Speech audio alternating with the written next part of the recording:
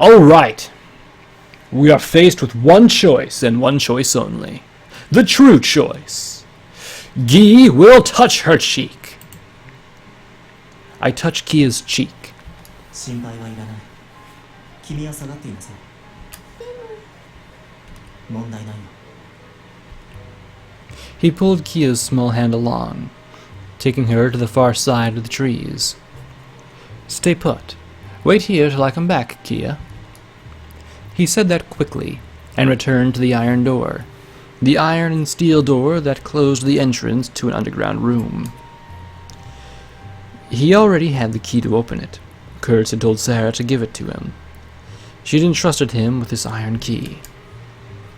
Her eyes had been red and swollen. She'd smacked the key down in his palm. The pain from that handoff still lingered in his hand. I take the secret key and put it in the keyhole.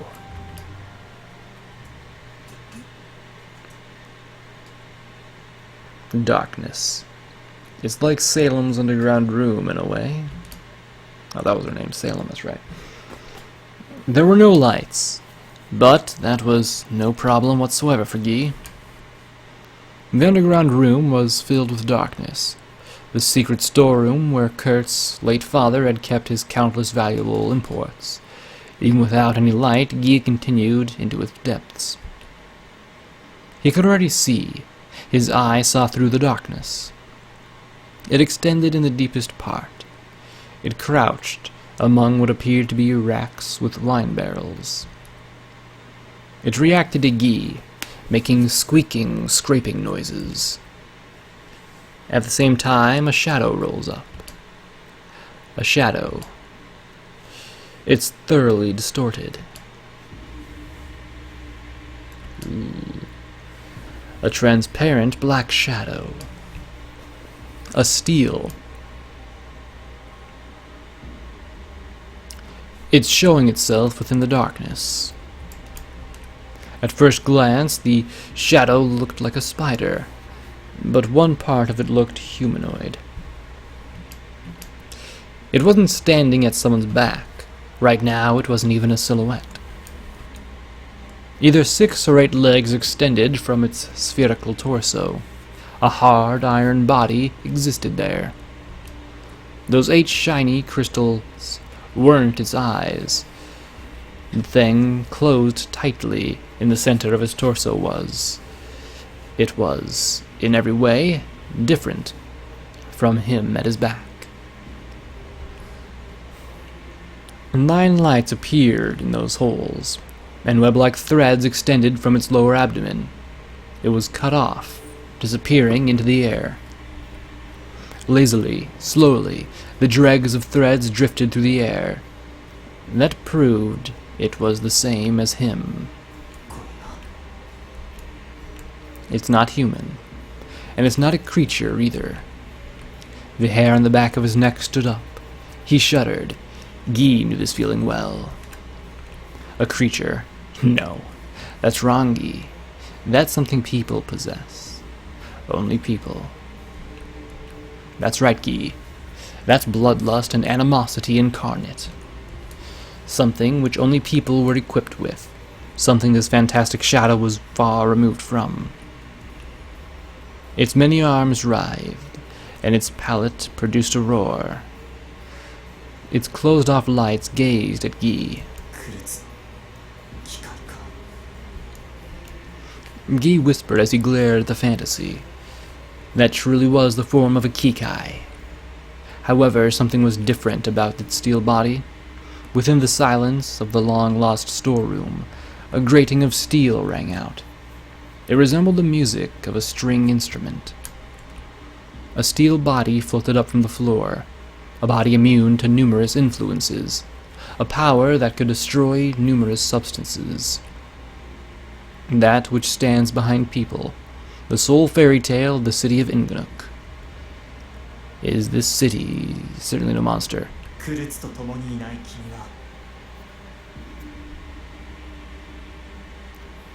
君は何だ雲の姿をした君は僕の背後の彼と同じではないクルツ君と共に歩くことはできない。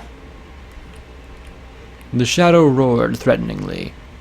Guy extended his hand towards it. A steel-colored hand overlaps Guy's right hand. The right hand of steel tears through the void. Covered in a steel helmet, a single light shining sharply. 君がクルツの背後に現れた意味、それは僕は知らない。クルツは眠った。君が解き放たれてしまうだろう。君が備えるその殺意、ここから外へ漏らすわけにはいかない。だからその前、君はこう。 He silently extends his right hand forward. He also extended his steel hand forward as if tracing a path. It moves. Yes, this thing moves. It actually moves as I will it. Nothing was wrong with his vision. There was no cloud. Instead, he knew that there was a fantastic shadow behind him. He extended his steel arm, and he saw the same things as him, the spidery Kikai floating in the air, that which brought about beautiful things for people. Even without activating his equation, he could see it. He wiped out the strains scattered across his nerves. He and Guy glared at the warped steel's core. My right hand. It directs the steel hand as if it were my own. This isn't the phenomenon equation, however, something feels real. There was something that he at his back could do. There was something that he needed Guy to do. That what I must do with his hand? I know. The same thing as before. With Guy standing in its way, the shadow screamed. At the tips of the rising Kikai's 8 extremities, a purple electricity gathered. It was capable of shattering many things. Guy's right hand had already captured everything about the writhing and roaring Kikai. The lightning's name was the abominable dark sky.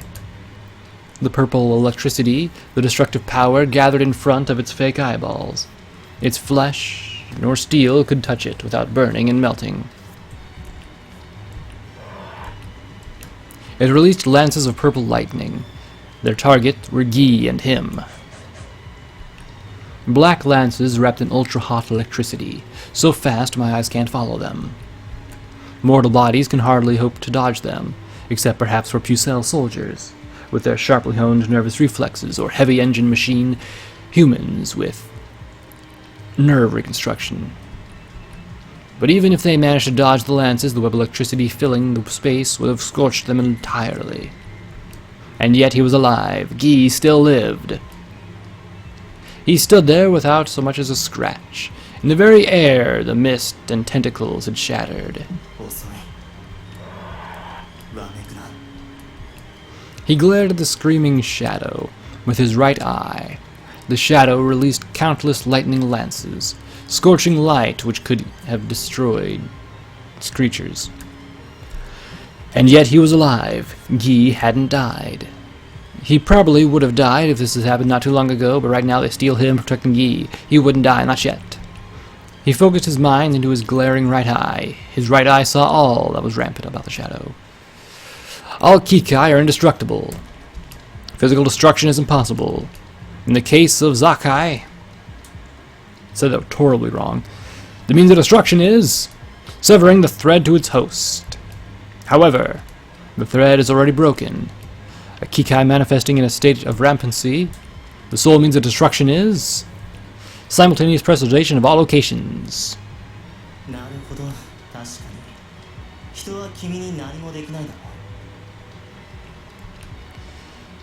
The released Kikai, Zak, a tenacious body of steel that wouldn't receive any physical damage, therefore humans could not possibly kill it. The sole means of destruction was severing the thread, that slender thread connecting humans to those fantastical shadows. But it was already speared into the air. No means existed to destroy it. Simultaneous pressurization of all locations was the final means left to negate the manifestation. However, blades and bullets wouldn't work on a Kikai body, therefore humans absolutely could not destroy it. However!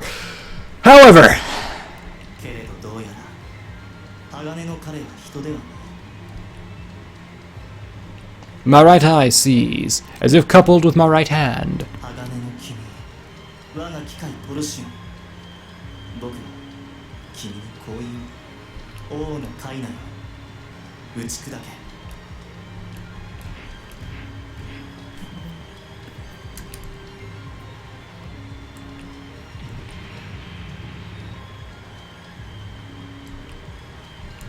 Shattering to dust, blowing away. A king's hand covered in steel. These enormous forms destroy even beasts. The iron hands of a fairy tale king. His right hand was steel summoned from an open steel chest, together with matter of ultra-high densities. It destroyed the spidery torso with its 8 legs in an instant. The Kikai was overwhelmed and destroyed as the high-density matter before it even had a chance to scream. Every part of its body was shattered into particles. The remnants of the tremendous beating were left behind, as if blown apart. The dark underground room shook.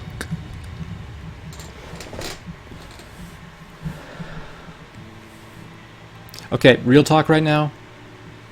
I can't be the only one who's really tired of the fucking like same old lines over and over again. And that stuff.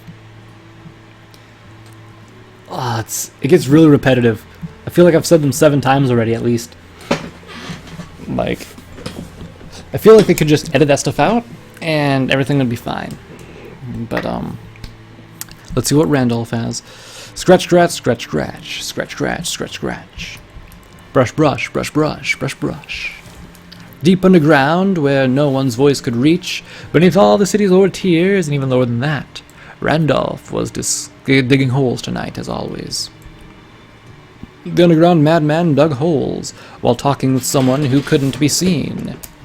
Scratch, scratch. Yeah, we get the point, okay? 彼の言うことを聞いてしまったのか。黄金三角を持って水平角を維持するよりも、それは困難な穴掘りとなることだろうさ。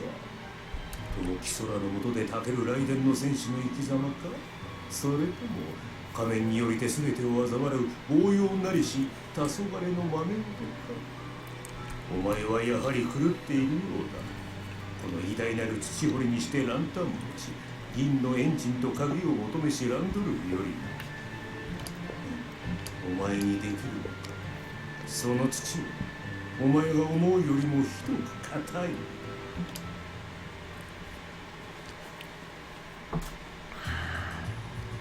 先を越されたか。 Alright, ladies and gents.